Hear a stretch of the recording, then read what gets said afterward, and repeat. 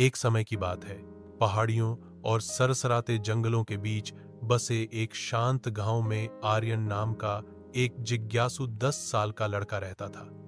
उसे सबसे ज्यादा खुशी तब मिलती थी जब वह अपने रंग बिरंगे पतंग के साथ खेतों में दौड़ता था और पतंग हवा में लहराती रहती थी। एक दिन हल्की हवा वाले दोपहर में आर्यन को अपने दादाजी के अटारी में एक पुरानी पतंग मिली।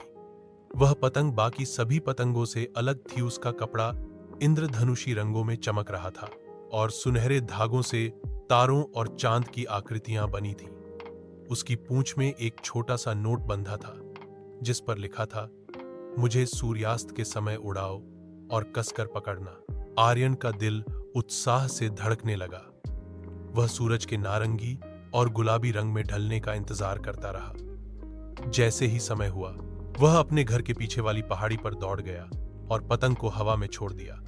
पतंग जैसे ही ऊपर उठी, एक तेज झोंका आया और आर्यन को जमीन से ऊपर उठा लिया। अरे! आर्यन चिल्लाया, लेकिन उसने डोरी को मजबूती से पकड़ लिया।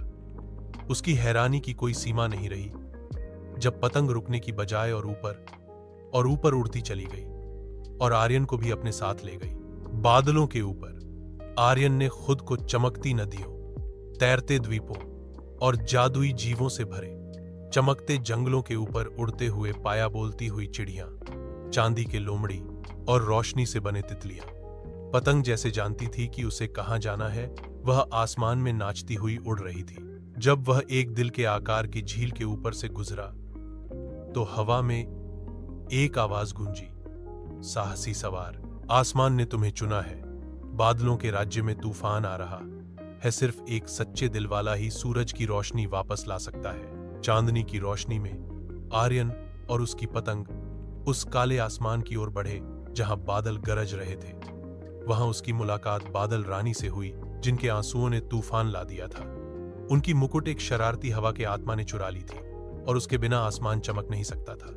अपने दिल में हिम्मत और जादुई पतंग के साथ आर्यन ने उस शरारती आत्मा का पीछा किया, वंडरों और तेज हवाओं के बीच।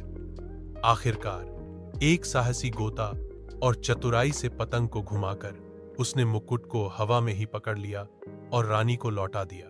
धन्यवाद आकाश सवार, रानी ने मुस्कुराते हुए कहा और आर्यन के हाथ में एक चमकता तारा रख दिया।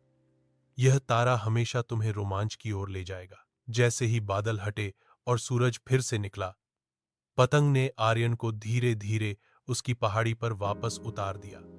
वह बिल्कुल नरमी से उतरा, ठीक उसी समय जब सूर्यास्त की आखिरी किरणें गायब हो रही थीं। उस दिन के बाद जब भी हवा सही होती और आसमान सुनहरा होता, आर्यन अपनी जादुई पतंग निकालता और एक नई अनजानी यात्रा के लिए तैयार हो जाता। और अगर कभी तुम आसमान में इंद्रधनुषी पतंग को ऊंचा उड़ते देखो तो समझ जाना आकाश सवार एक और जादुई सफर पर निकला है। समाप्त। चामठर।